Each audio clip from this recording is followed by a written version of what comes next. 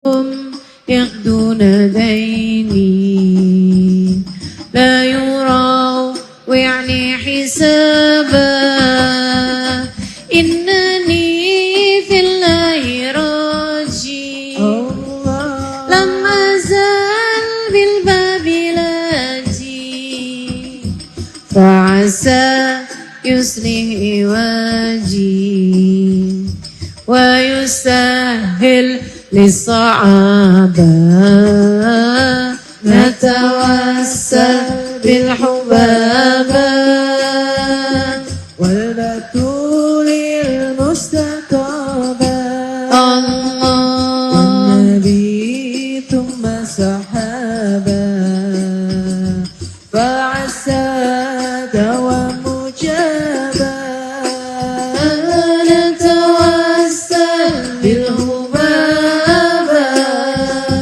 والبتول المستطابة والنبي ثم الصحابة فعسى دوام مجابة ربي استر للقبيح آمين ثم عامل بالمليح آمين كالملائك في الصفيح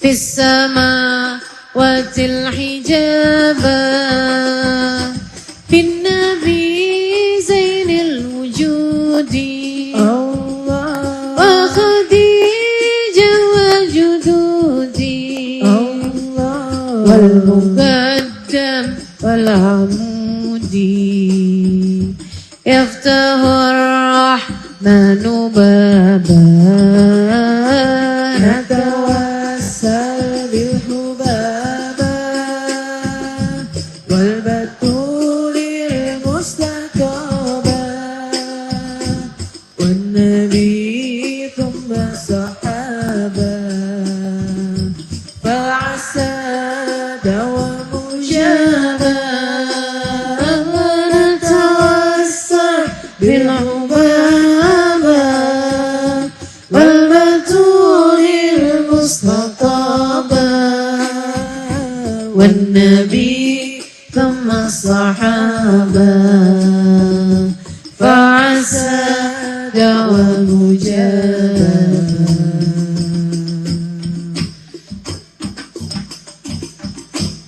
Al-Fatihah. Allah yaqdi lana jami'al hajat. Silahkan sebutkan hajatmu masing-masing. Alhamdulillah. Wassalatu wassalamu ala Rasulillah Muhammad ibn Abdillah wa ala alihi wa sahbihi wa man walah. Subhanaka la ilma lana illa ma 'allamtana innaka antal alimul hakim. Rabbi shrah li sadri wa yassir li amri wahlul 'uqdatan min lisani yafqahu qawli, amma ba'du. Alhamdulillah, sama-sama kita hormati, kita muliakan segenap keluarga besar dari Masjid Nur Setiasih Bekasi,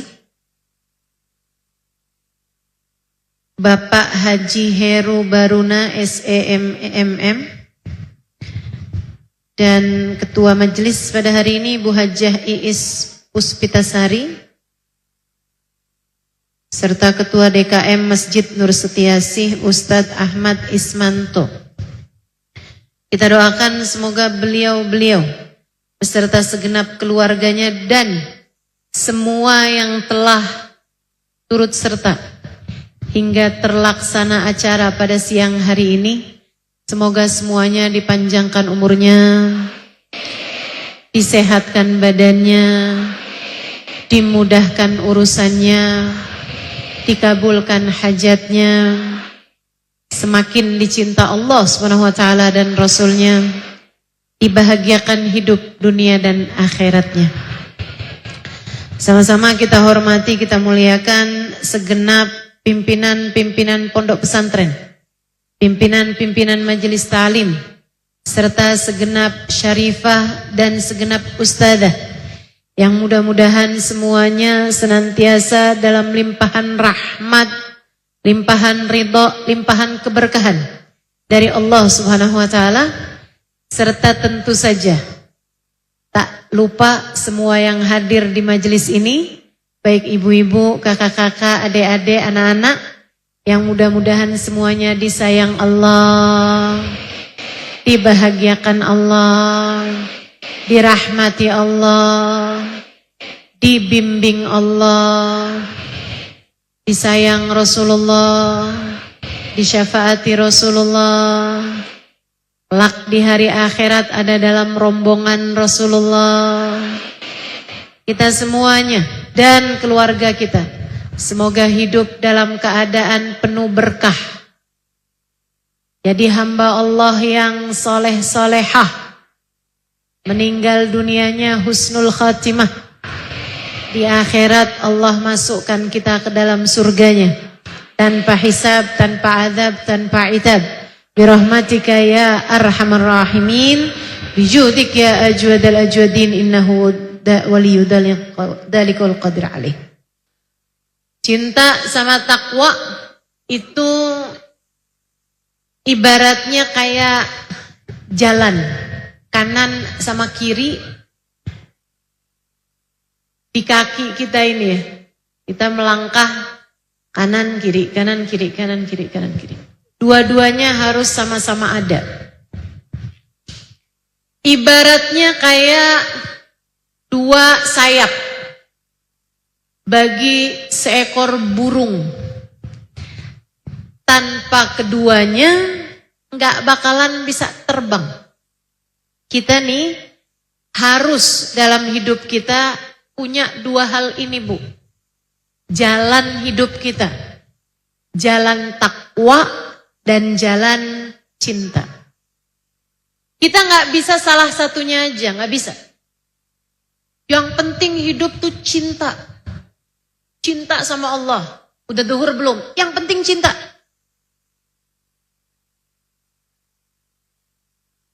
Bulan Ramadan siang-siang rujak. Ini bulan Ramadan loh. Yang penting tuh cinta. Gak bisa begitu.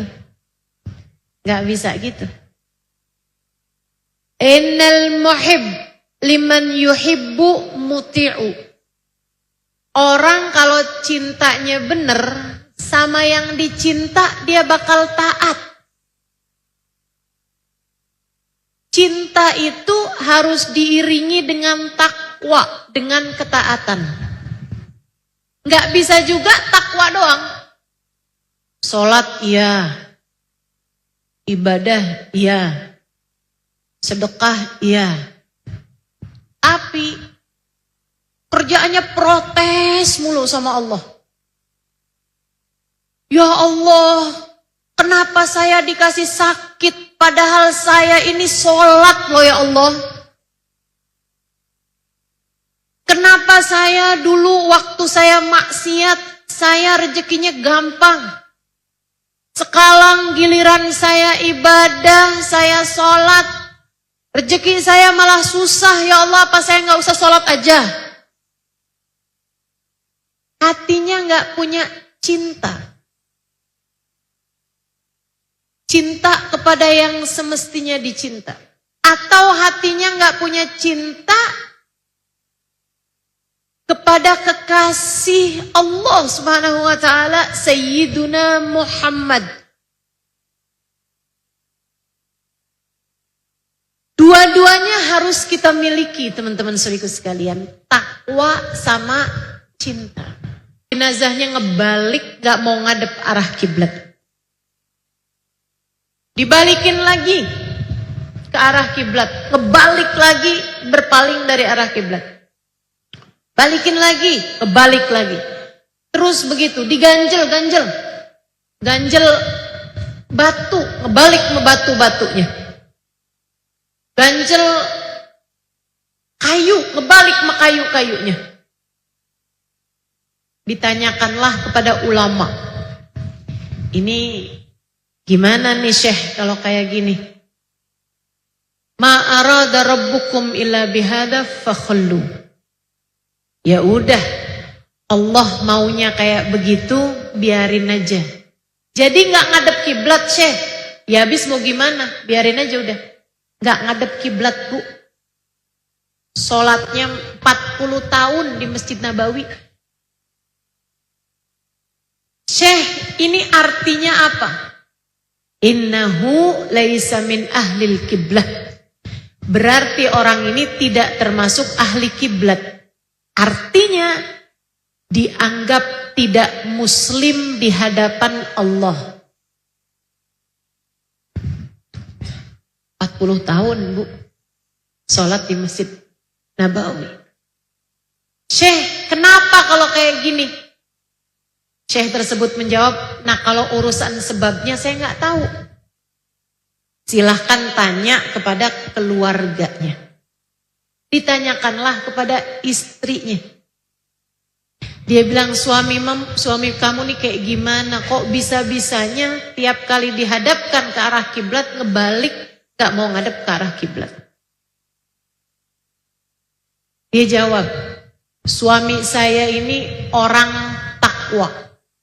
Dia jalankan perintah Allah, dia tinggalkan dosa. Dia tanggung jawab sama saya. Dia nggak pernah ninggal sholatnya. Bahkan sholatnya di Masjid Nabawi. 40 tahun hidupnya. Dari sejak baliknya sampai meninggal lebih dari 40 tahun. Tapi memang suami saya tiap hari ngiter-ngiter Masjid Nabawi, tidak pernah sekalipun berziarah ke makam Nabi. Jadi punya takwa tapi nggak punya cinta. Dia bilangnya Nabi Muhammad udah mati, ngapain kita datengin ziarahin? Dia nggak punya rasa cinta kepada Nabi besar Muhammad. Kita mesti punya dua-duanya. Takwa iya juga, cinta iya juga. Ketika datang seorang sahabat, bukan datang, ketemu sama Nabi Muhammad sallallahu alaihi wasallam. Jalan takwa, jalan cinta, dua-duanya mesti kita punya. Ini dalilnya. Ada seorang sahabat, Bu, namanya Thauban. Siapa namanya? Ini saya ulangi biar ibu-ibu nanti pulang kalau cerita sambil nyebutin namanya, Bu. Seringnya ibu-ibu kalau cerita sama anaknya, nak tadi ustazah cerita, nak ada sahabat Nabi. Namanya siapa, Bu? Ada dah pokoknya.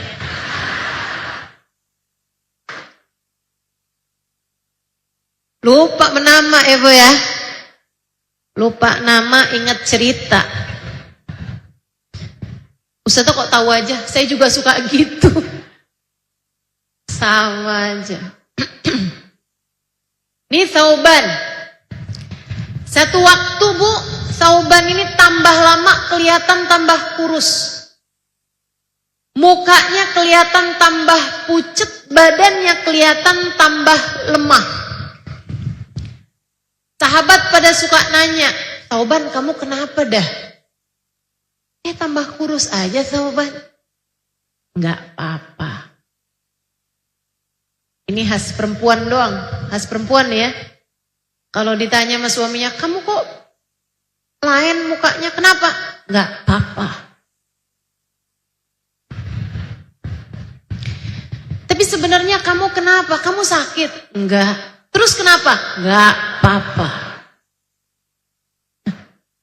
Habis itu kalau suaminya berhenti nanyain, dasar suami gak peka. Sian yang jadi suami. Thauban gak jawab pertanyaan para sahabat. Tapi satu waktu yang nanya adalah penyebab. Nabi Muhammad nanya sama dia. Ya Thauban, lebek Rasul. Mali araka nahilal jism musfarral laun. Tauban, saya liatin kamu tambah kurus, tambah pucet mukamu. Kamu sakit? Enggak, Rasul. Terus kamu kenapa, Tauban? Saya lagi punya beban pikiran, wahai Rasul. Kalau gitu ceritakan padaku apa beban pikiranmu, Tauban. Bingung, Tauban. Gak usah cerita, boleh gak, Rasul? Kamu harus cerita, kata Nabi. Saya nih belakangan kepikiran satu hal, Rasul. Apa itu, Tauban? Saya lihat-liatin, saya ini laki-laki yang kuat. Saya kalau disuruh pergi perang, saya kuat ya Rasulullah. Saya juga kalau disuruh puasa, saya kuat wahai Rasul. Saya disuruh nggak ketemu sama istri, saya kuat Rasulullah. Ngadepin musuh sekuat apapun, saya nggak takut wahai Rasul. Saya kuat. Tapi ternyata ya Rasulullah, beberapa bulan terakhiran ini saya menyadari ada satu hal yang saya tidak kuat. Apa itu, Thauban? Saya tidak kuat menanggung rindu padamu wahai Rasulullah. Karena ternyata rindu itu berat. Kamu gak usah, biar saya aja. Katanya Thauban, saya tidak tahan menanggung rindu padamu wahai Rasul. Saya kalau datang kerinduan padamu malam hari tak sanggup kutunggu siang untuk berjumpa denganmu. Kalau datang kerinduan padamu di waktu siang tak mampu kutunggu malam berjumpa denganmu. Tapi kan alhamdulillah engkau mudah ditemui wahai Rasul. Engkau mudah dilihat wahai Rasulullah. Tiap waktu sholat engkau mengimami kami sholat. Gampang ketemunya. Kangen, udah lihat lagi, alhamdulillah. Kangen lagi, ketemu lagi, alhamdulillah. Yang saya pikirin belakangan urusan akhirat wahai Rasul. Anta Rasulullah wa ana Thauban. Engkau adalah utusan Allah, Rasulullah. Sementara saya hanyalah seorang Thauban. Wahai Rasul, di akhirat nanti engkau pasti Allah kumpulkan bersama Nabi Ibrahim, Nabi Musa, Nabi Adam, Nabi Nuh. Sementara saya yang cuma Thauban wahai Rasul, andai pun Allah ampuni dosa-dosa saya dan Allah masukkan saya ke dalam surganya, surga yang mana untuk saya wahai Rasulullah? Pastilah surgamu tinggi. Sementara saya di surga yang bawah-bawah. Saya tahu Rasul, surga biar kata emperan enak juga. Tapi apalah nikmatnya surga jika di sana kesenangannya sesuatu yang saya tahan tidak mendapatkannya. Dan apalah artinya jika di sana tidak terdapat kesenangan yang saya tidak tahan untuk tidak mendapatkannya, yaitu berjumpa denganmu wahai Rasul. Apa artinya surga jika saya tidak dapat berjumpa denganmu ya Rasulullah? Urusan makanan saya tahan lapar. Urusan bidadari perempuan saya biasa-biasa aja. Urusan gedung-gedung tinggi, istana-istana mewah, saya biasa-biasa aja sama bangunan. Saya ini kan gak tahannya kalau gak berjumpa denganmu wahai Rasul. Apalah artinya surga jika di sana aku tak dapat berjumpa denganmu ya Rasulullah. Bu, Nabi Muhammad diem, bingung jawabnya. Nabi diem. Kesian, tapi Nabi nggak pernah menjanjikan sesuatu yang di luar kemampuan beliau, di luar kendali beliau, yaitu surga dan neraka. Nabi nggak bisa janjikan surga, janjikan kebersamaan, sebab urusan surga neraka tidak berada dalam genggaman beliau. Urusan surga neraka adalah hak mutlaknya Allah Subhanahu wa ta'ala. Hanya Allah lah yang bisa menetapkan surga dan neraka bagi seseorang. Jadi ibu-ibu jangan suka netepin surga atau neraka buat orang. Ibu ya, tuh orang tiap malam yang nganterin ganti-ganti. Neraka pasti tuh. Kali-kali dia naik Gojek, Bu. Tuh perempuan auratnya ngablak mana-mana.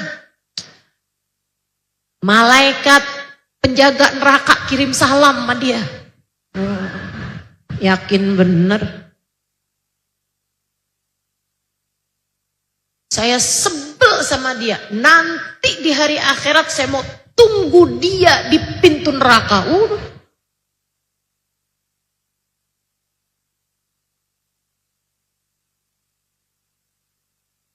Lah kalau ke pintu neraka berarti kamunya juga iya.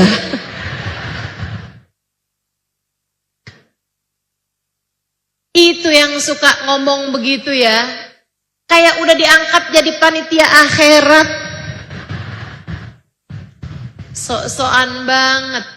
Nabi Muhammad aja tidak pernah menjaminkan neraka, apalagi menetapkan. Tidak pernah menjaminkan surga, apalagi menetapkan neraka bagi seseorang.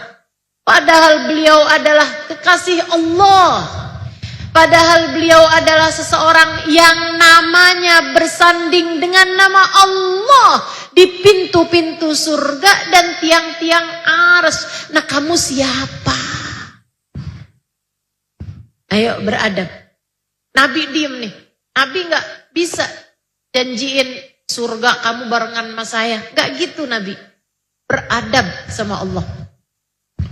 Ucapan Thauban yang hatinya dipenuhi cinta kepada Nabi Muhammad ini menggerakkan arsy Allah Subhanahu wa ta'ala. Hingga akhirnya turunlah malaikat Jibril membawa kabar gembira bagi Thauban. Yang karena memikirkan entar di akhirat saya bisa barengan gak sama Nabi Muhammad. Mau makan gak enak makan. Mau tidur gak enak tidur. Sampai akhirnya jadi kurus kering. Kemakan sama beban pikirannya. Allah SWT turunkan malaikat Jibril membawa wahyu. Buat Thauban dan buat para pecinta sepanjang zaman. Semoga kamu, saya menjadi salah satu di antaranya. Amin. Ya Rabbal Alamin. Jalan cinta yang ditempuh sama Thauban. Apa bunyi ayatnya? Nih, liatin. Walaupun ayatnya bercerita tentang cinta, walaupun Thauban curhatnya tentang cinta, ayatnya bunyinya begini. A'udzubillahi minasyaitonirrajim. Man yuti'illaha war-rasul faulaika ma'alladina an'amallahu alaihim minan nabiyyina was-siddiqina wasyuhada'i was-salihin hasuna ulaika rafiqa dzalikal fadlu minallah. Kata Allah, siapa yang taat, siapa yang takwa kepada Allah, siapa yang mentaati perintah Allah, menjauhi larangan Allah, dia taat taat kepada Allah wa Rasul, dan dia taat kepada Rasulullah, faulaika ma'alladzina an'amallahu alaihim, akan dikumpulkan dengan orang-orang yang mendapatkan nikmat paling besar di sisi Allah, minan nabiyyin, yaitu para nabi, wasiddiqin, para wali, wasyuhada, para ulama, wassalihin, orang-orang soleh. Artinya, Tauban, kamu udah punya jalan cinta, kamu tambahkan jalan takwa, kamu taat kepada Allah, taat kepada Rasulnya, maka kamu di akhirat nanti akan dikumpulkan sama Nabi Muhammad. Akan dikumpulkan dengan Nabi. Sebab Nabi Muhammadnya bakal kumpul bareng. Nabinya kumpul bareng. Makanya Bu, yang namanya surga itu gak pernah eksklusif. Ibu-ibu kalau mikir saya bakalan masuk surga kelas VIP. Sepian aja dah surganya. Jadi kita bebas di surga. Itu belum tuh masuk surga yang begitu. Karena yang namanya surga tuh memang seumum itu. Nabi bakal berjumpa dengan umatnya. Nabi bakal berkumpul dengan umatnya. Ibu-ibu saudariku sekalian yang saya muliakan, katanya Nabi Muhammad, anta ma'aman ahbabta, kamu di akhirat nanti akan dikumpulkan dengan yang kamu cintai. Jadi jalannya dua-duanya harus punya taat, takwa, dan cinta. Takwa dengan seluruh anggota tubuhmu, cinta dengan hatimu. Sama Allah yang taat, yang takwa. Sama Nabi Muhammad yang taat, yang takwa. Sama Allah yang cinta, sama Nabi Muhammad juga. Cintai Nabi Muhammad sallallahu alaihi wa ala alihi wa sahbihi wasallam. Dan saya liatin ya Bu, orang-orang itu kalau dia takwanya benar, dia akan cinta. Saya liatin juga orang kalau cintanya benar, dia akan takwa. Subhanallah. Jadi gak bisa dipisah-pisah itu tuh. Gak bisa yang saya akan masuk surga lewat jalan takwa, gak perlu cinta. Gak bisa. Saya akan masuk surga lewat jalan cinta, saya gak perlu takwa. Gak bisa. Dua-duanya adalah dua sayap, kanan dan kiri. Dengannya kita bisa terbang menuju surga Allah Ta'ala. Yuk belajar jadi hamba yang penuh takwa. Yuk belajar jadi hamba yang penuh cinta. Insya takwa itu berarti apa Ustazah? Kerjakan perintah, jauhi larangan. Kerjakan perintah, sholatmu dijaga Bu. Mau masuk surga tapi nggak mau sholat, surga yang mana itu? Kalau kamu mau ibadah, kalau kamu mau surga, ya mesti taat sama perintah Allah. Nggak bisa ada ceritanya, oh, tenang aja, saya udah dijamin surganya nih, jadi saya nggak perlu sholat. Nggak bisa begitu. Saya liatin orang-orang semakin dekat jalannya menuju Allah, semakin soleh, sholatnya semakin bagus. Nggak ada ceritanya begini nih. Nggak ada ceritanya. Saya ini udah pasti surganya lah, jadi saya nggak wajib sholat lagi. Nggak ada ceritanya orang nggak wajib sholat. Ini jangan sampai menyesatkan pikiranmu. Bu, gak ada ceritanya kamu udah gak wajib sholat lagi. Gak ada ceritanya. Misalnya nih, umur udah 90 tahun. Mah, mama udah sholat mah. Gak nak, mama nih gak perlu sholat lagi nak sekarang udah. Mama dapat wahyu dari Allah. Katanya mama udah gak perlu sholat lagi nak. Bu, sholat itu wajib. Yang enggak wajib sholat cuma 2 orang. Orang yang udah mati sama orang gila. Jadi selagi ibu hidup dan enggak gila, maka ibu wajib. Gak ada ceritanya ibu ninggal sholat. Jangan. Gak ada ceritanya. Udah bu, kalau ibu umur udah sekian udah gak wajib sholat. Gak ada ceritanya. Gak ada ceritanya. Dulu Sayyidina Syekh Abdul Qadir Al-Jailani, seorang wali min awliyaillah, wali besar ibu-ibu sekalian, lagi ibadah dalam gua. Ibadah dalam gua. Ketiba habis selesai sholat bu, tempatnya goyang.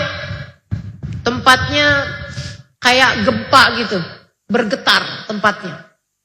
Habis itu dari arah depannya bu, ada cahaya yang sangat terang benderang. Habis itu ada suara menggelegar. Ya Abdul Qadir. Wahai Abdul Qadir. Telah panjang dan telah tinggi ibadahmu, maka mulai sekarang kamu sudah tidak lagi wajib mengerjakan sholat. Dan mulai sekarang sudah tidak ada lagi yang haram bagimu Abdul Qadir. Qad ubiha lakal muharramat, telah diperkenankan untukmu, dihalalkan untukmu semua yang semula haram. Bu, Abdul Qadir ambil batu, Syekh Abdul Qadir ambil batu, ibu-ibu sekalian, dilempar sumber suara tersebut. Seraya mengatakan, ihsya ya la'in, kurang ajar kamu setan. Cahayanya redup, hilang. Dari arah sumber cahaya itu muncullah setan. Setannya nanya, Abdul Qadir, dari mana kamu tahu kalau saya setan? Katanya Abdul Qadir, Syekh Abdul Qadir Jailani, dari ucapanmu sendiri. Sholat udah gak wajib, yang haram udah jadi halal.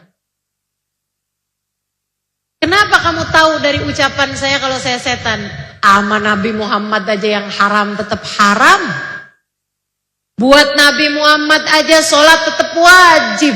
Masa ketiba saya kemudian jadi nggak wajib sholat, jadi nggak haram hal-hal yang diharamkan. Siapa kita bu? Ama Nabi Muhammad aja sholat duhur wajib, sholat asar wajib, maghrib wajib, isya wajib, subuh wajib. Bahkan buat Nabi Muhammad tahajud wajib bu, tahajud wajib buat Nabi Muhammad. Masa buat kita tiba-tiba duhur jadi nggak wajib, asar jadi nggak wajib? Yang taat tetaplah taat. Ibadah harus kita kerjakan ibu-ibu sekalian. Capek sholat mulu. Kamu kalau pengen nggak capek sholat, ntar hari pertama masuk kuburan. Gak usah sholat tuh bu. Gak usah sholat. Udah gak perlu sholat lagi ntar di kuburan. Tapi selagi ibu masih hidup di atas muka bumi, sholat bu, jangan ditinggal. Sholat kak, dek, nak, jangan tinggal. Ibadah-ibadahmu jangan ditinggal. Orang-orang soleh itu jangankan yang wajib, yang sunnah-sunnah saja mereka istiqomah. Ibu-ibu sekalian, guru-guru saya pernah nanya sama putrinya Habib Muhammad bin Abdullah Al-Haddar, Ubaba Maryam, Salah satu guru saya dari Madinah. Beliau tinggal di Madinah. Almarhumah, sekarang udah wafat Bu, sekitar 10 tahunan yang silam. Saya tanya Hubabah, saya pernah dengar dari guru saya Sayyidil Habib Umar bin Hafidh, ayahanda Hubabah, yang adalah gurunya Habib Umar, itu sepanjang hidupnya, dari mulai sejak kenal diri, sebelum balik umur 10 tahunan, tidak pernah meninggalkan sholat berjamaah dan tidak pernah tertinggal takbiratul ihramnya imam. Saya bilang, bener nggak begitu Hubabah? Karena saya Bu Halimah Al-Idrus, kepengen bisa istiqomah sholat berjamaah. Saya berusaha untuk bisa sholatnya selalu berjamaah. Tapi ada aja Bu. Ada aja. Yang saya pulang dari luar kota, jam 11 malam, jam 12 malam, suami saya udah tidur. Gak bisa saya minta temenin sholat isya misalnya. Akhirnya mau gak mau saya sholat sendirian. Ada aja gitu. Segitunya saya berusaha untuk sholat berjamaah. Jadi saya heran sama orang yang bisa istiqomah. Saya bilang sama Hubabah, bener gak? Kalau ayahandanya Hubabah lebih dari 50 tahun gak pernah ninggal sholat berjamaah. Dan selalu dapat dari takbiratul ihramnya imam. Gak pernah masbuk. Saya bilang, bener gak begitu Hubabah? Kata Hubabah Maryam, kamu heran kenapa Halimah? Itu ayahanda saya sudah meninggal dunia. Habib Zain, suami beliau, Habib Zain bin Ibrahim bin Smith. Doakan Bu, semoga beliau terus dipanjangkan umurnya. Habib Zain bin Ibrahim bin Smith di Madinah, usia beliau sekarang sudah di atas 90 tahun. Tapi kita masih terus berharap keberkahan dari usia beliau, sehingga masih terus dapat mendoakan dan memberikan keberkahan, terutama buat kami para murid-muridnya. Katanya Hubabah Maryam, Habib Zain bin Smith Halimah, sejak saya menikah sama beliau, sudah 50-an tahun Bu menikahnya Bu. Sampai dengan sekarang nih Halimah, tidak pernah ada satu sholat pun yang beliau kerjakan sendirian, selalu berjamaah. Dan sejak saya menikah sama beliau sampai dengan sekarang, tidak ada satu malam pun yang beliau tinggalkan tahajudnya. Itu hamba yang bertakwa. Tiba-tiba ada ibu-ibu nih di Bekasi. Umur udah kepala banyak dah pokoknya. Rambut udah mulain uban-ubanan. Kalau tahajud Bu, sehari semalam tahajud, habis itu libur seminggu. Tahajudnya hanya di akhir-akhir bulan.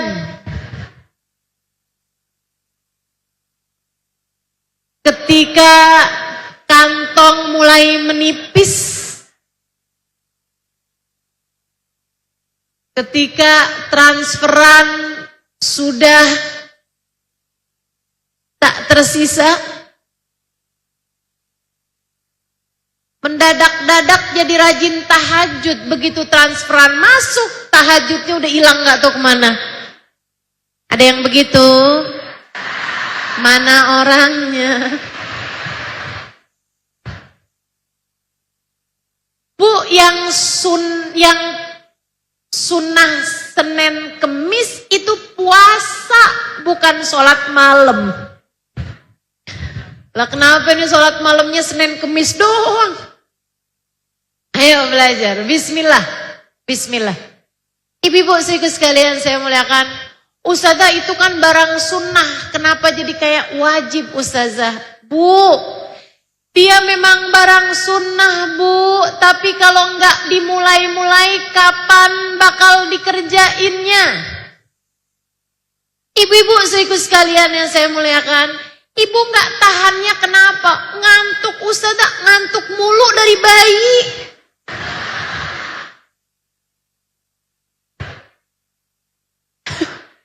Ibu nggak lihat anak bayi ngantuk mulu? Masa udah segini tua nggak bisa juga sholat tahajud? Malu mauban. Malu mauban. Ibu-ibu siku sekalian yang saya muliakan, Hubabah Zahra, ibunda dari Habib Umar bin Hafid. Guru saya, Bu. Ibunda beliau. Hubabah Zahra, almarhumah, al-maghfur laha. Ibu-ibu siku sekalian, perempuan sangat solehah. Saya waktu pandemi nulis buku Bidadari Bumi yang kedua. Salah satunya saya masukkan ceritanya Hubabah Zahra. Ibu-ibu siku sekalian yang saya muliakan, saya karena nggak tahu banyak cerita tentang beliau, saya kirim surat, kirim WhatsApp. Minta tolong kepada cucu beliau untuk menuliskan cerita-cerita tentang Hubabah Zahra karena saya mau tuliskan di buku Bidadari Bumi. Akhirnya Bu sama cucunya beliau tanya-tanya kepada bibi-bibinya yang adalah putri-putrinya Hubabah Zahra. Ini Ustazah Halimah mau bikin buku salah satunya tentang Hubabah Zahra, ceritain deh gitu. Beberapa putri-putrinya bercerita. Dan inilah salah satu dari ceritanya. Anaknya cerita, putri beliau, Hubabah Zahra dari mulai saya kecil tidak pernah meninggalkan tahajud. Lama sholatnya. Tahajudnya lama. Tahajudnya lama, Bu. Tapi kan ada banyak juga orang-orang tahajudnya lama. Mudah-mudahan kita menjadi salah satunya. Amin. Istiqomah tahajud. Dari saya kecil katanya putrinya itu Hubabah Zahra gak pernah ninggal. Cuma ada satu malam beliau tertidur terlampau malam dan juga badan beliau sedang kurang sehat sepertinya. Terbangun saat azan subuh. Rumah beliau itu sebelahan masjid, Bu. Masjid Muhdar. Beliau kebangun saat azan subuh. Putrinya cerita, saya yang ada di situ ketika azan subuh, saya buka pintu kamar, Hubabah kebangun dengar azan subuh. Hubabah gak bisa bangun dari tempat tidur, Bu. Begitu dengar azan, gemeteran lututnya. Ini sekali-sekalinya ninggal tahajud. Lututnya gemeteran. Kayak gak bisa bangun gitu. Gemeteran. Terus beliau bilang, azan al-fajr. Zat azan al-fajr. Itu azan subuh tuh. Azan subuh tuh. Saya bilang sama beliau, iya Umi itu azan subuh Mi. Bapak bilang, Zahra magamat lailatha. Ini Zahra nih gak bangun nih malam. Zahra nih gak bangun nih malam. Astagfirullah, Zahra gak bangun nih malam. Zahra gak bangun nih malam. Beliau nangis terisak-isak karena gak bangun tahajud. Beliau bilang, ya Allah, gak bangun saya nih malam. Gak bangun saya nih malam. Ya Allah, samihni ya Rab, samihni ya Rab. Ampunin saya ya Allah, ampunin saya ya Allah.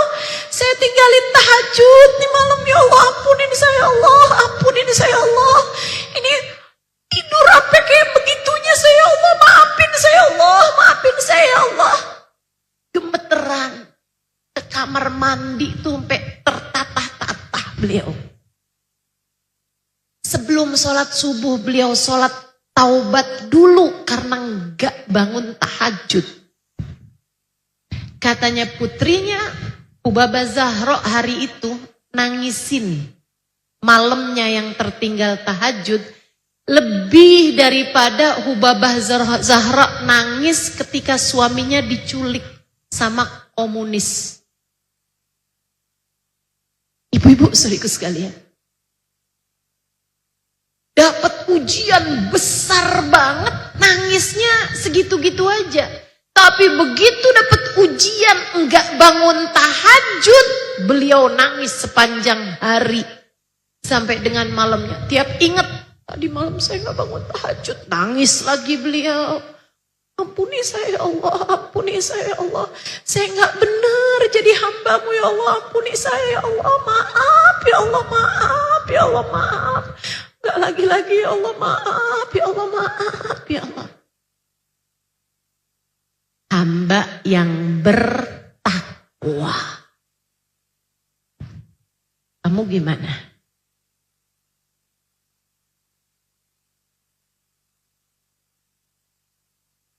Sekurangnya, biar kata cuman berapa rakaat, mudah-mudahan mulai rajin bangun malam. Amin. Amin. Amin. Ya Rabbal Alamin. Ibu-ibu saudaraku sekalian yang saya muliakan, takwa. Jalanin perintah Allah. Ustazah, perintah Allah kan bukan cuma sholat. Iya, semuanya. Semuanya. Sedekah.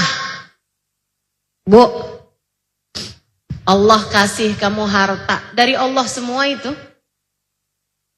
Masa kamu mau menikmatinya sendirian aja? Ayo, siapa yang kepengen hartamu membawamu kepada kesenangan di akhirat juga, selain daripada kesenangan di dunia, jangan sampai enggak sedekah. Sedekahin. Bentar lagi nih mau datang hari kurban, hari raya kurban. Ibu, yang bisa kurban sapi, kurbanin. Gak bisa kurban sapi, kurban kambing, kurbanin. Gak bisa kurban kambing,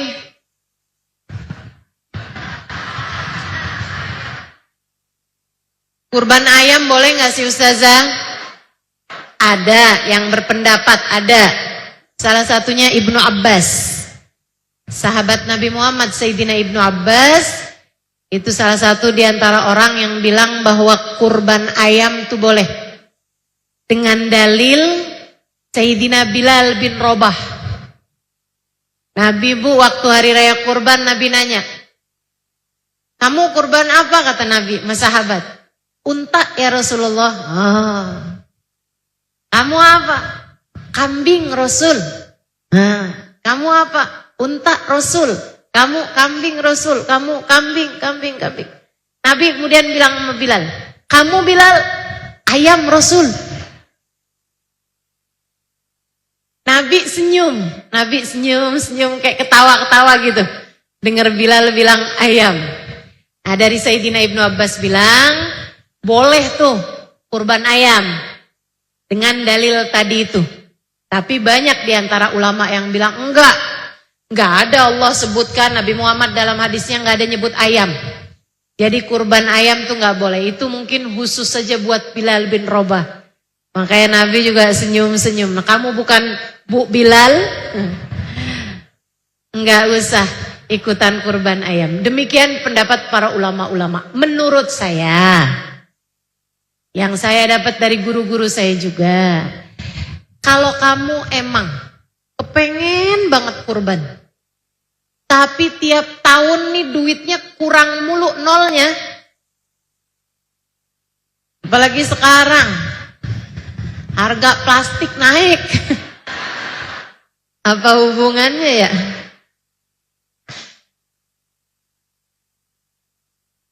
Misalnya gitu, Ustazah pengen kurban tapi nggak bisa kurban Ustazah. Gimana kalau saya belajaran berkurban dengan cara saya kurban ayam? Bolehlah. Cuman saran saya Bu ya, tolong didengerin ini ya, jangan sepotong-sepotong. Bagi yang kurban ayam jangan naruh di masjid.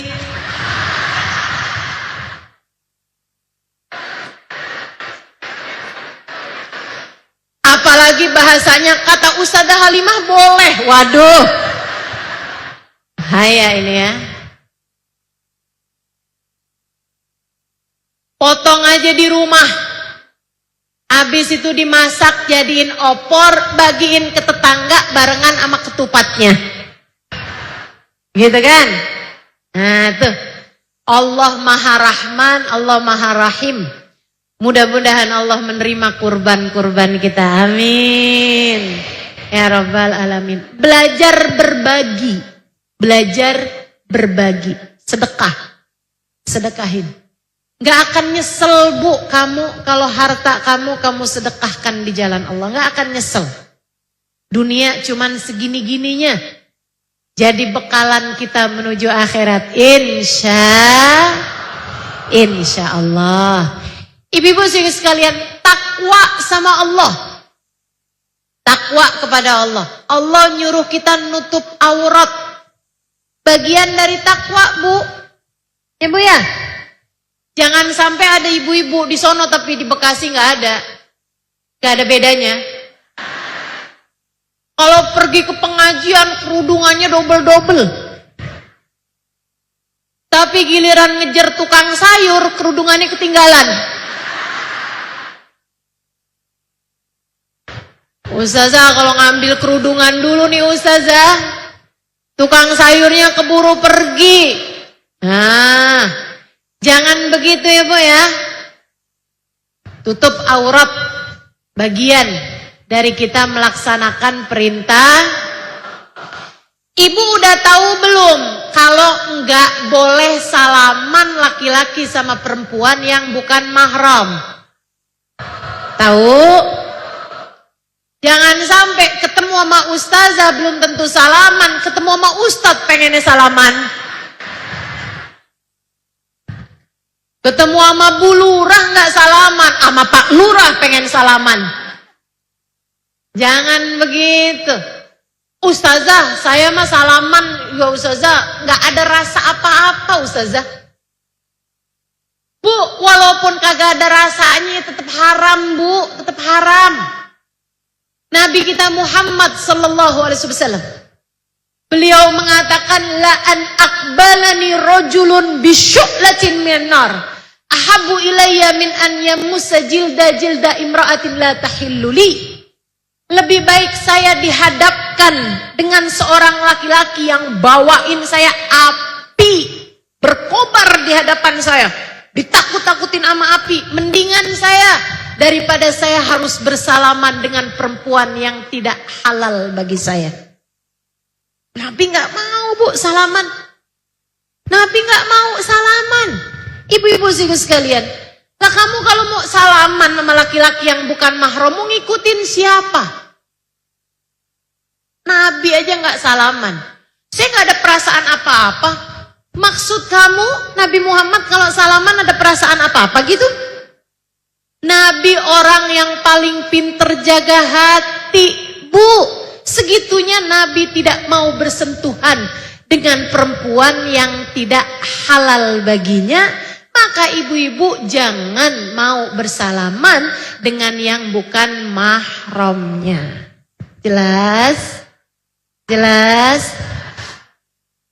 Ustazah, gurunya anak-anak saya Ustazah. Ya biarin. Mau siapa juga Bu, jangan salaman. Salamannya hanya dengan laki-laki yang mahram sama kita. Siapa tuh? Bapak, paman, anak laki, ponakan laki, saudara laki. Itu yang kita boleh salaman. Sama ipar boleh nggak? Nggak boleh. Sama mantan boleh nggak mantan?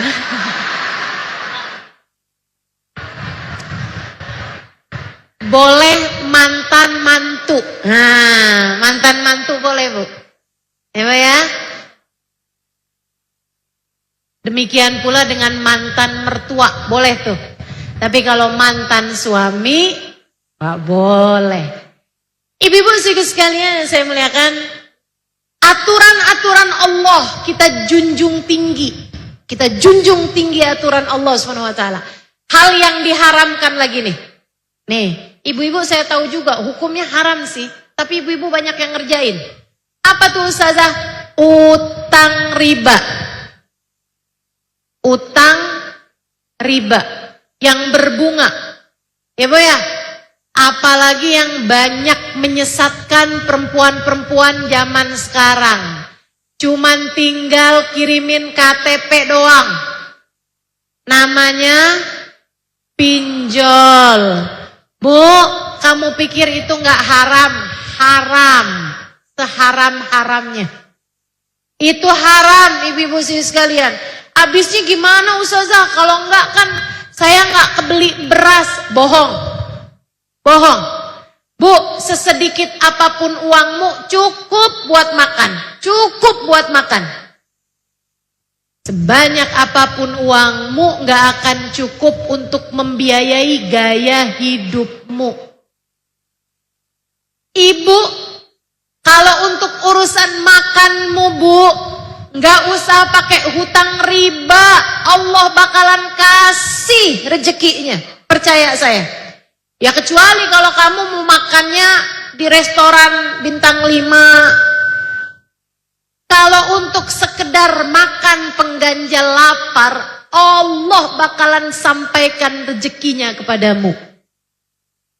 Tapi kalau urusannya untuk bergaya-gaya, bermewah-mewah, apalagi urusannya saya mau mantu nih, saya mau ngawinin anak saya, mau ngasih makan orang, cateringnya yang bagus, yang mahal, gak ada duitnya, akhirnya pinjol.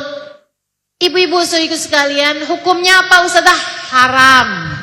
Hukumnya adalah haram. Pakai riba. Katanya Nabi Muhammad sallallahu alaihi wasallam, la'anallah akilur riba wa mukilah wa katiba wa syahidah. Allah melaknat orang yang makan dari uang riba, yang dikasih makan atau berhutang dengan uang riba, yang nyatet ataupun saksinya, semuanya dilaknat sama Allah subhanahu wa ta'ala. Hati-hati. Syariat agama Allah kita harus junjung tinggi. Jangan sampai gara-gara nggak tahan sama godaan-godaan dunia, akhirnya kita meninggalkan aturan-aturan Allah Ta'ala. Yang taat jadi hambanya Allah, yang takwa jadi hambanya Allah Subhanahu wa Ta'ala. Nah, selain taat, ibu juga harus punya cinta. Cintanya kepada siapa Ustazah? Kepada Allah nomor 1. Yang cinta sama Allah. Saya cinta Ustazah sama Allah. Dikasih sakit tetap cinta. Dikasih sulit tetap cinta. Dikasih kemiskinan tetap cinta. Saya ceritain Bu. Ada dulu seorang sahabat Nabi. Kalau habis selesai salam sholat, dia langsung keluar sholat subuh. Habis selesai sholat subuh dan sholat-sholat yang lain-lain Bu, dia langsung bangun berdiri, gak pakai lama keluar dari masjid. Diperhatiin sama para sahabat-sahabat Nabi. Satu waktu Nabi Muhammad sendiri ngeliatin dia. Kenapa ini ya? Dipanggil sama Nabi. Di waktu sholat yang lain, Nabi sebelum sholat udah bilang duluan. Nanti kamu habis selesai sholat, saya mau ngomong ya. Lebek Rasul. Habis selesai sholat dipanggil sama Nabi. Kamu kayaknya tiap waktu sholat saya liatin bersegera keluar rumah. Bersegera keluar masjid. Kemana? Kata Nabi gitu. Pulang ke rumah Rasul. Emang kenapa gak sampai nungguin zikir, nungguin doa? Ini Rasul. Kenapa? Bajunya nih. Kenapa emang bajunya? Baju kayak gamis gitu ya Bu ya. Mau dipakai istri saya buat sholat Rasul. Dari miskinnya Bu, baju buat sholatnya itu suami istri ganti-gantian. Tentu aja yang perempuan selain dari pakai gamis itu, dia juga pakai kerudungan ya Bu ya. Pakai kaos kaki lah semacam itu. Maksudnya penutup kaki juga gitu kan. Nutup auratnya. Tapi maksudnya baju yang sama dipakai sama suami, dipakai juga sama istrinya buat sholat. Di luar waktu itu mereka pakai baju mereka yang mereka rasa nggak cukup layak buat sholat. Kayak udah warnanya nggak jelas, gitu Bu. Dan itu aja yang dia punya, suami istri segitu miskinnya. Ibu-ibu sekalian, makanya kalau zaman sekarang seorang bilang saya miskin, saya nggak punya begini begitu, Bu masih pakai HP.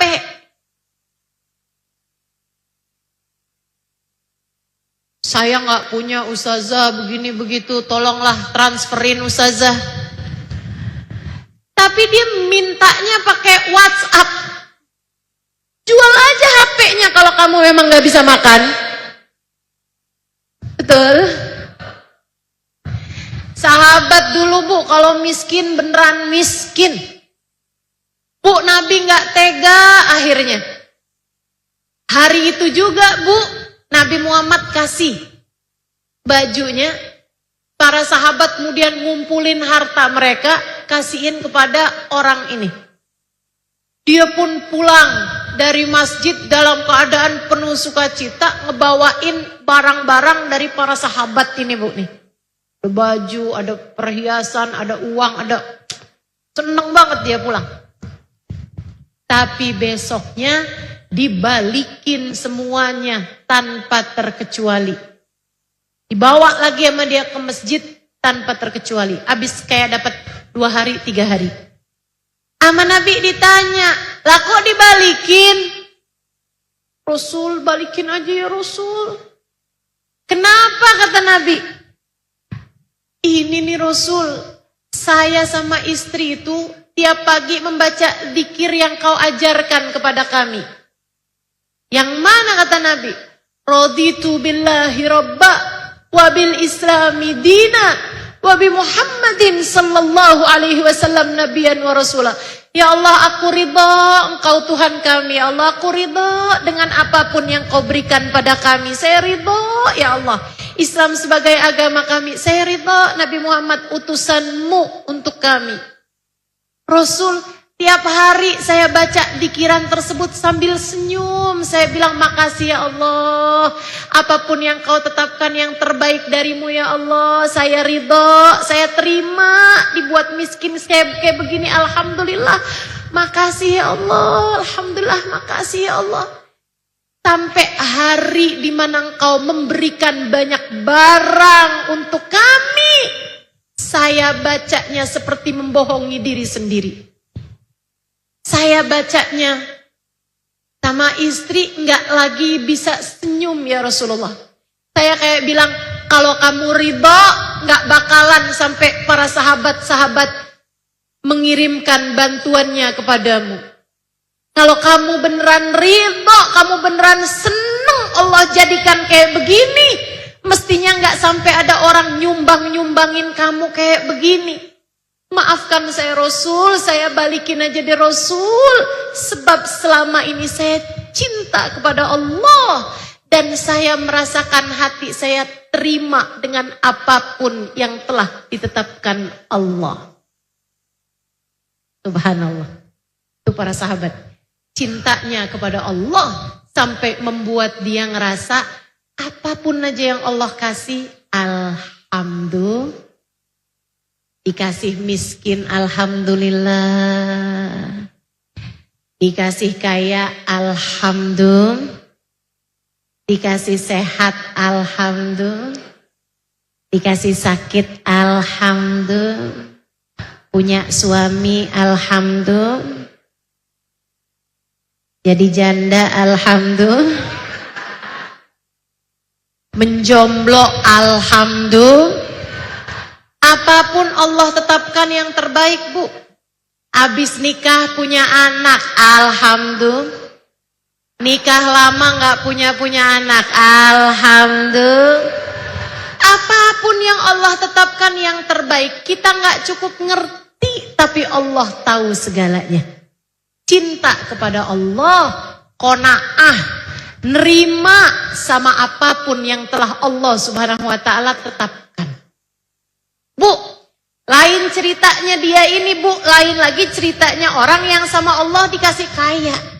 Namanya Abdurrahman bin Auf. Ibu-ibu sekalian, satu waktu didengar hadis, katanya Nabi Muhammad, orang soleh, 2 orang. Yang satu kaya, yang satu miskin. Yang miskin masuk surga duluan 500 tahun lebih awal daripada yang kaya. Sama-sama soleh nih, Bu. Ayo nih, yang hidupnya cita-citanya pengen kaya, dengerin cerita ini.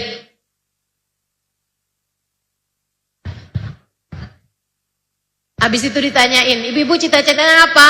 Kaya, Ustazah. Tetep aja ya. Jadi nih, Bu nih, Nabi Muhammad cerita, orang dua-duanya sama-sama soleh. Ibadahnya sama. Cuman yang satu miskin, sehingga nggak ada hisabnya. Yang satu kaya, sehingga lama hisabnya. Karena hisab lama itu, Bu, ditanyain satu-satu. Kerudung kamu dapat dari mana, dipakai buat apa aja. Satu, detil sekali pertanyaan di akhirat. Makanya sampai dia tertahan kabarnya 500 tahun, Bu, dari orang yang miskin. Ada sahabat yang kaya, namanya Abdurrahman bin Auf. Serem dengar hadis itu. Akhirnya dia mikir, gimana caranya ya biar miskin saya ini. Biar duit saya tuh habis gitu. Karena disedekahkan nambah lagi. Dibagi-bagiin nambah lagi. Perdagangannya maju. Akhirnya, Bu, satu hari Nabi ngajakin pergi perang sama para sahabat di saat musim panennya kurma. Kurma itu, Bu, kalau dipanen, kurma itu kalau waktunya mestinya dipanen, kalau nggak dipanen-panen kematangan. Kematangan tuh jadi setengah busuk ya, Bu ya. Jadi nggak bagus kurmanya. Masih bisa dimakan, cuman jadi nggak bagus kualitasnya gitu. Akhirnya karena diperintah sama Nabi Muhammad, para sahabat tetap pergi juga. Abdurrahman bin Auf bilang begini, udah nggak apa-apa, pergi aja, pergi perang aja. Nanti saya akan beli panen-panennya. Para sahabat girang, senang, pergi perang. Pulang pergi perang beneran, Bu, kurma mereka pada busuk. Sama Abdurrahman bin Auf duitnya banyak nih. Dia pengumuman, yang punya kurma busuk jual ke saya akan beli seharga kurma bagus. Maksudnya Abdurrahman bin Auf jadi dapat pahala sedekah dan duit dia habis. Duit dia habis, dia jadi miskin. Dia kepengen banget buat jadi orang miskin. Ibu-ibu saudaraku sekalian, biar dia bilang biar hisab saya nggak kepanjangan. Bu, orang semua berbondong-bondong menjual kurma busuk mereka kepada Abdurrahman bin Auf, dibeli sama Abdurrahman bin Auf seharga kurma bagus. Habislah duitnya Abdurrahman bin Auf, Bu. Dengan sekarang dia punya segudang penuh kurma busuk. Miskin dah saya, alhamdulillah. Aneh-aneh ya kisah-kisah para sahabat nih. Makanya saya sering baca, sering dengerin kisah para sahabat begitu tuh, Bu, tuh. Pembelajaran dalam hidup. Cara buat jadi hamba Allah Subhanahu wa taala yang soleh-solehah tuh kayak gimana gitu. Seneng nih, Bu, Abdurrahman bin Auf. Seneng banget. Nggak lama ibu-ibu sekalian, datang utusannya Raja Najasyi, rajanya Habasyah. Dia bilang madep kepada Nabi Muhammad. Dia bilang, ya Rasulullah, di kampung kami, di negeri kami di Habasyah sana ya Rasulullah, lagi ada wabah penyakit. Dokternya bilang ini bisa sembuhnya pakai kurma busuk.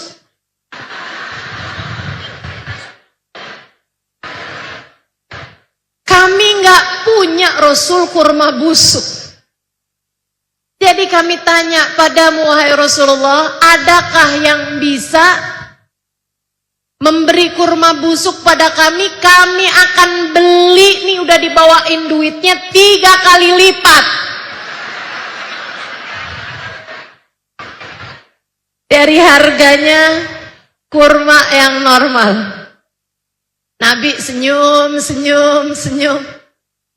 Nabi kemudian panggil Abdurrahman bin Auf. Kata para sahabat, ya emang takdir kaya nggak bisa kabur dari kamu Abdurrahman.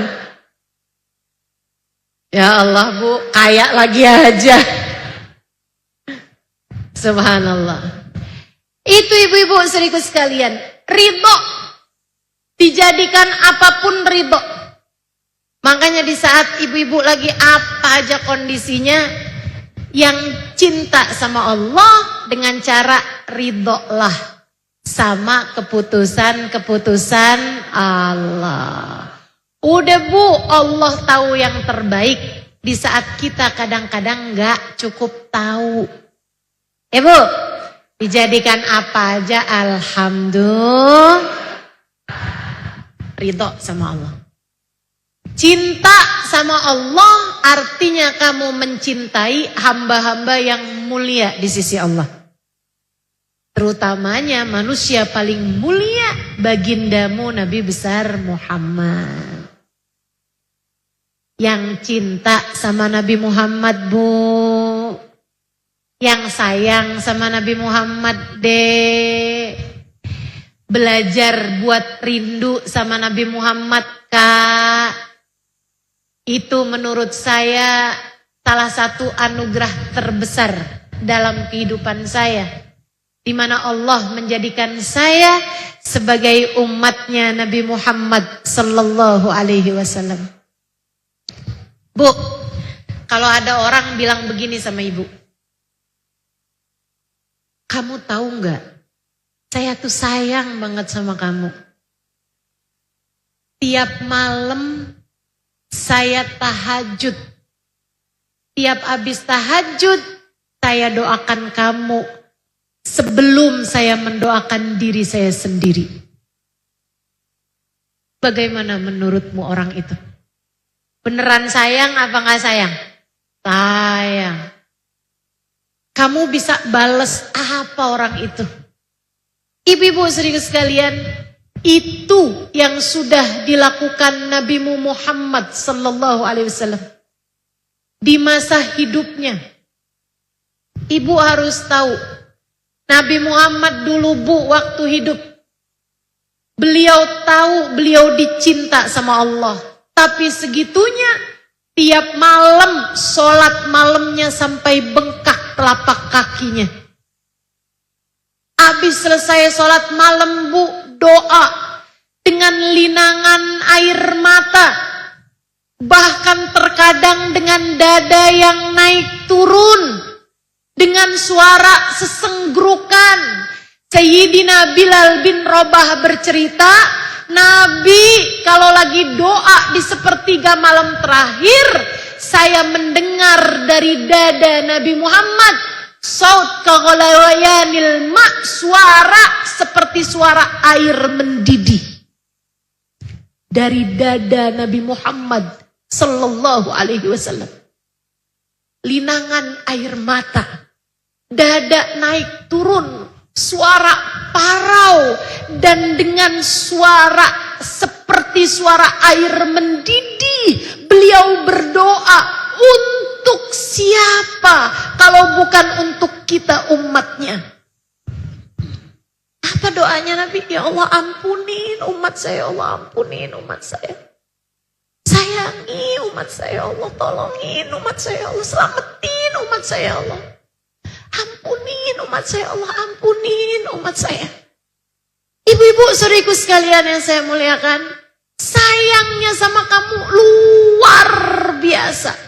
Makanya Bu, ibu-ibu yang lagi punya hajat, misalnya ngedoain anak saya bandel banget Ustazah. Cobain kalau tahajud, tagih sama Allah doanya Nabi Muhammad SAW.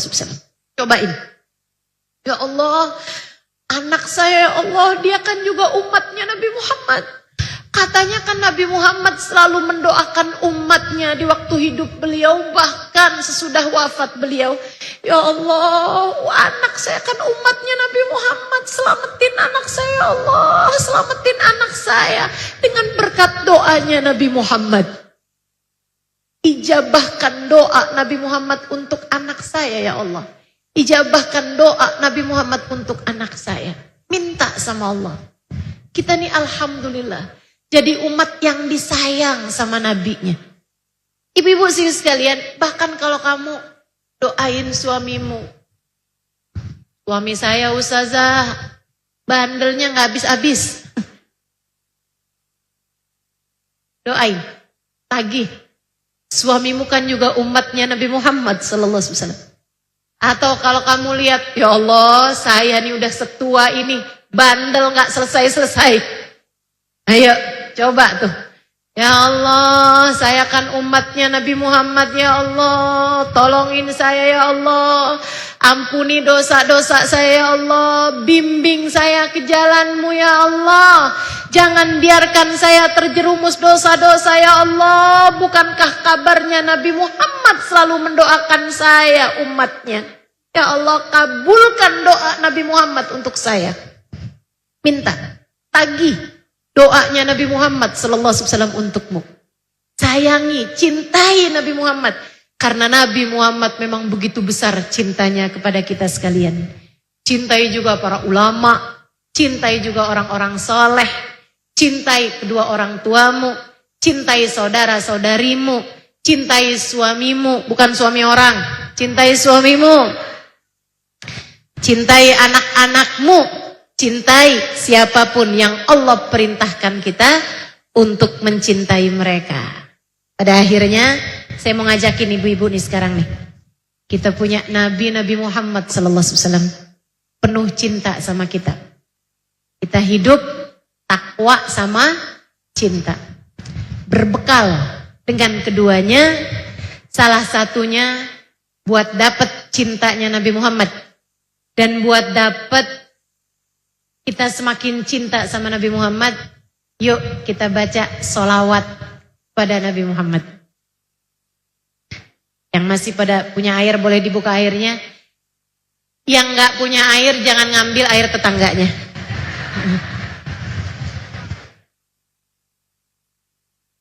Yang lagi puasa jangan terus akhirnya lupa minum airnya ya.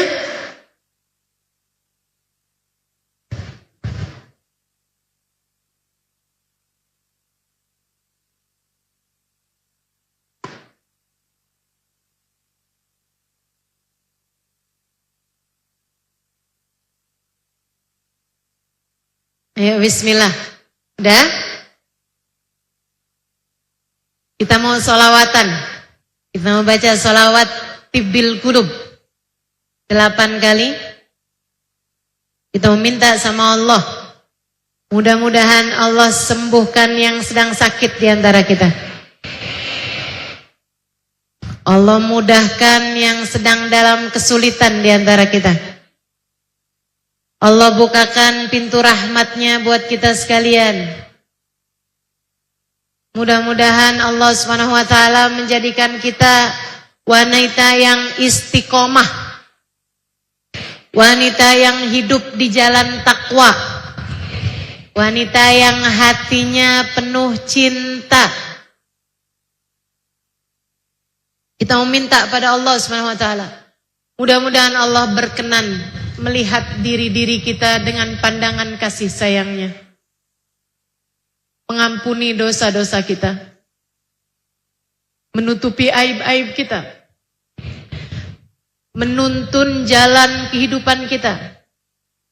Semoga Allah Subhanahu wa taala berkenan membimbing kita untuk kita menjadi hambanya yang solehah.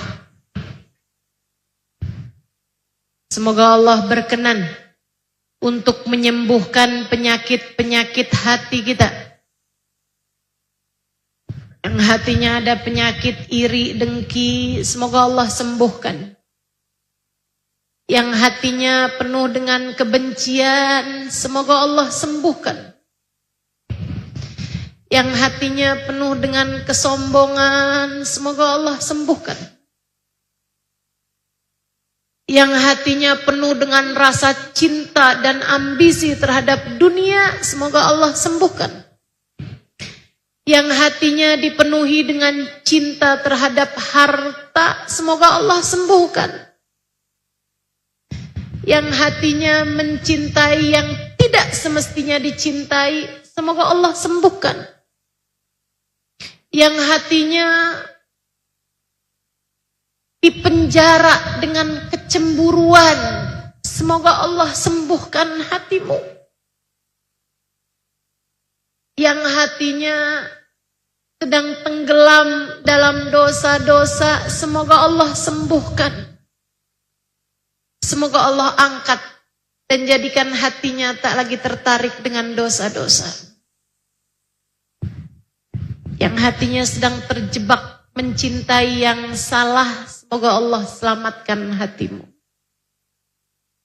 Kita minta sama Allah SWT. Zahir batin kita semoga Allah sehatkan semuanya. Ma min ayyam al-amalus salih ahabbu ilallah min asyar dzulhijjah.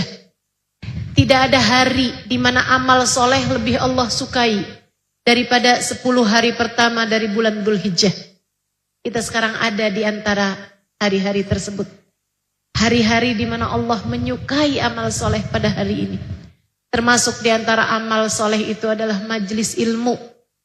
Termasuk di antara amal soleh itu adalah doa. Termasuk di antara amal soleh itu adalah solawat. Termasuk dari amal soleh itu adalah perkumpulan-perkumpulan dalam zikir, dalam ilmu seperti ini. Maka kita minta pada Allah SWT dengan keberkahan 10 hari dari bulan Dzulhijjah ini. Mudah-mudahan Allah berkenan memandang kita semua, menyembuhkan kita semua, menyayangi kita semua, mengampuni dosa-dosa kita semua, menutupi aib-aib kita semua, berkenan memandang kita dengan pandangan kasih sayangnya, membimbing langkah kehidupan kita biar istiqomah di jalannya. Apabila datang ajal menjemput kita, dimatikan kita dalam husnul khatimah. Wa man nadhara ilaihillah bi'ain rahmatih lam yu'adzibhu abadan. Nabi Muhammad mengatakan siapa yang dipandang Allah dengan pandangan kasih sayangnya, Allah tak akan pernah tega menyiksa dia selama-lamanya. Kita mau minta sama Allah, semoga Allah berkenan memandang kita dengan pandangan kasih sayangnya. La hadhihi niyah wa bikulli niyatin salihah. Wa ila hadratin Nabi al-Fatihah. A'udzu billahi minasyaitonir rajim. Bismillahirrahmanirrahim. Alhamdulillahi rabbil alamin. Ar-Rahmanir Rahim. Maliki yaumiddin.